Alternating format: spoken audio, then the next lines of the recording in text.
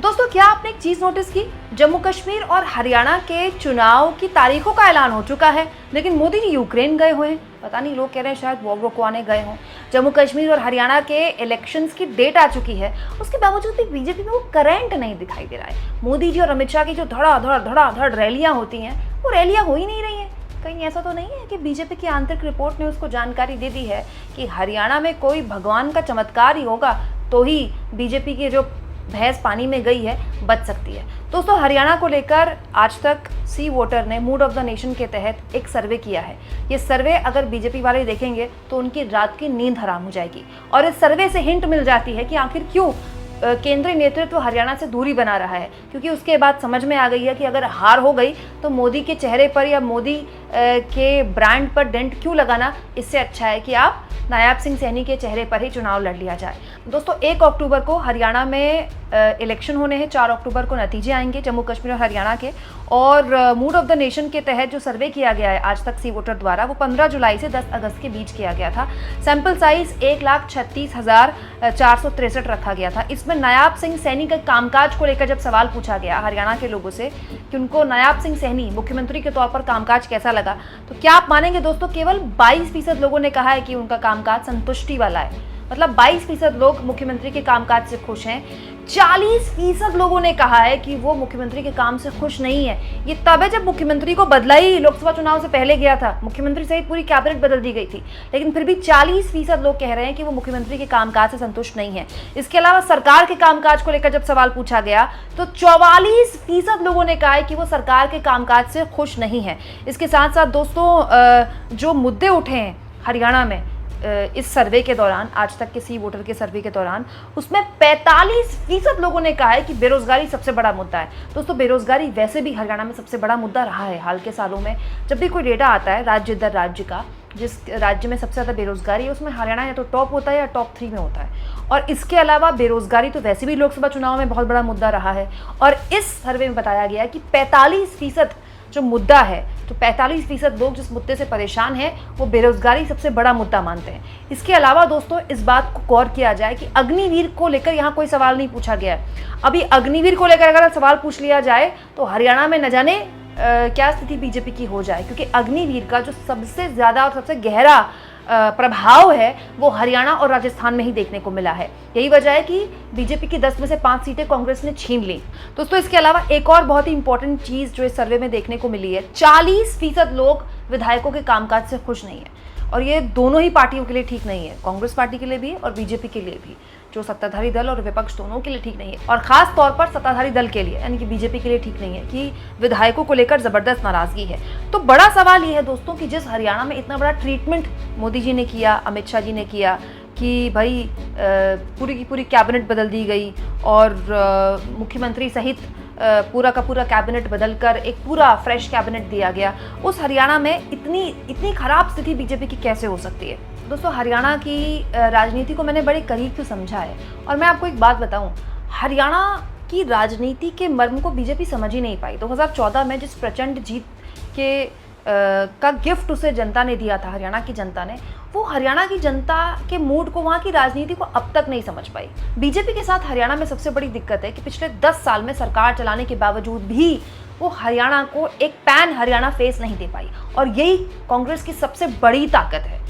Bhupendra Singh Hooda pan Haryana face हैं। और एक और बात मैं आपको बता दूं, गुटबाजी की बहुत बात होती है, ये बात सही है कि कांग्रेस पार्टी में जबरदस्त गुटबाजी है।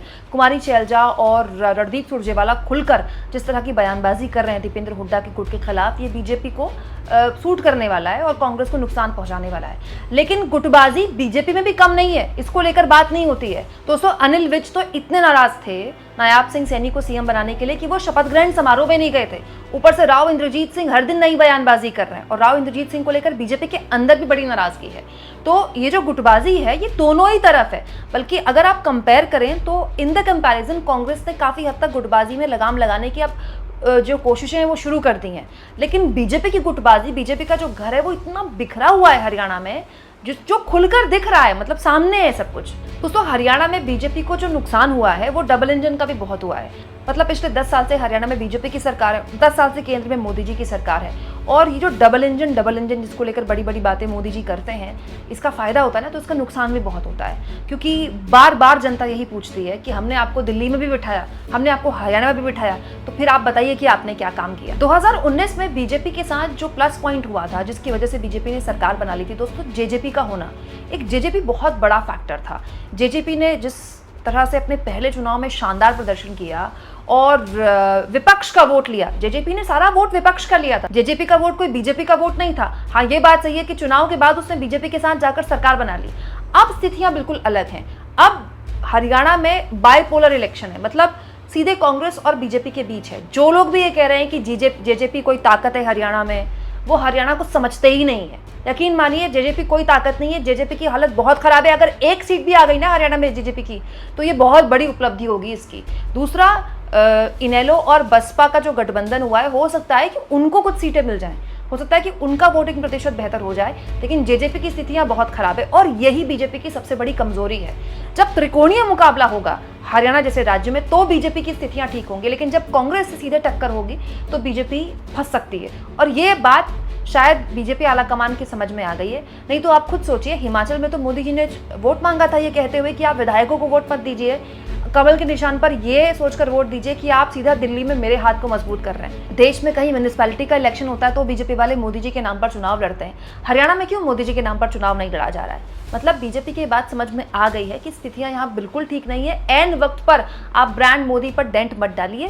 और हो सकता है कि जितनी बड़े स्तर पर रैलियां मोदी जी की होती आई हैं राज्यों के चुनाव में, हो सकता है कि उतने बड़े लेवल पर रैलियां ना हो। मोदी जी आएंगे, रैलियां होंगी, लेकिन उस बड़े स्तर पर शायद ना हो।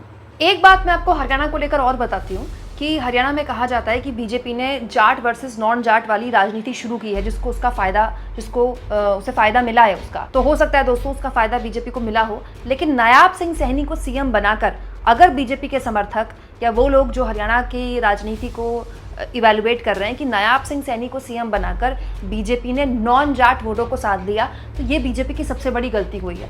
दोस्तों, सैनी अब भी केवल जिस जाति से वो आते हैं उसी के चेहरे हैं। मैं नहीं मानती कि नायाब सिंह सैनी पैन हरियाणा चेहरा है।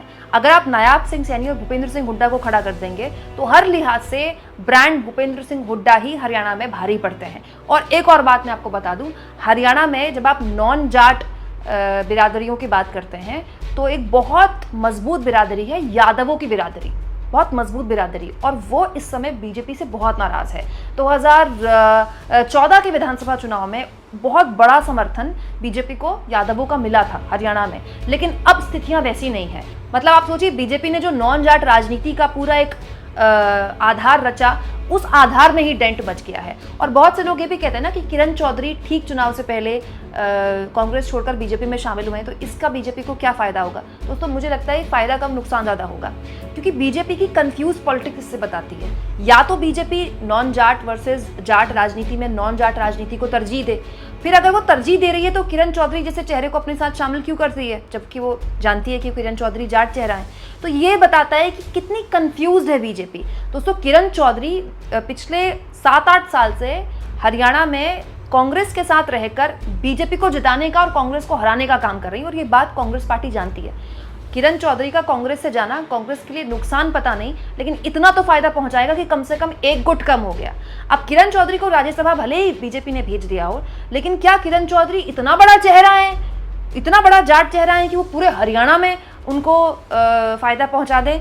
ये बहुत जल्दबाजी होगा कहना, क्योंकि उनका महेंद्रगढ़ का अपना इलाका है, उससे आगे उनका कितना प्रभाव है ये अब तक वो साबित नहीं कर पाई है। दोस्तों, हरियाणा को लेकर जो आज तक का ये सर्वे है, ये क्या बीजेपी की मुश्किल बताता है। इसीलिए मोदी जी और अमित शाह जी और बीजेपी का पूरा कैडर हरियाणा में उस लेवल पर नहीं एक्टिव दिखाई दे रहा है जिस लेवल पर दिखता है। और अगर हरियाणा में बीजेपी हार गई तो फिर जो ब्रांड मोदी और ब्रांड बीजेपी है उसको कितना बड़ा डेंट पहुंचेगा दोस्तों, कमेंट बॉक्स में ज़रूर लिखें। और जितना हो सके चैनल को शेयर करें, सब्सक्राइब करें, और थैंक्स फॉर ज्वाइन, ये 2 ऑप्शन हैं जिसके जरिए आर्थिक तौर पर भी आप चैनल के हाथ मजबूत कर सकते हैं।